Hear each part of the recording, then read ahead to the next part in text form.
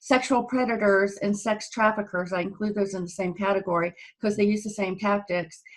They are looking for vulnerable children constantly, and where kids play, predators prey. And so the fact now that kids are at home more, they may be using technology more, means that parents need to be even more vigilant. Child pornography images, for example, are exploding. They have exploded. There are over 45 million that were reported last year. Those are just the ones that are reported. And many of these kids are very young, children and infants. And we know from the Department of Justice that they cannot prosecute their way out of this.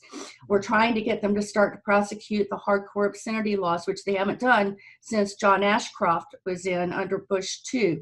So really a lot of the burden does fall on the parents, and we've got all the information they need to learn how to protect their kids at internetsafety101.org.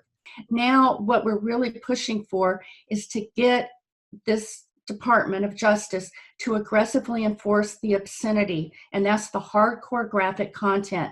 And kids, David, I'm sorry to say this, I know that this is another scary thing, but you've got to hear this. Kids as young as 10 years old, 8 and 10 years old, make up about 25% of the porn users of the under 18 category. Wow. And I know it's crazy. And 10 to 14-year-olds make up 36% of the under 18 category. And they're not looking at the soft stuff.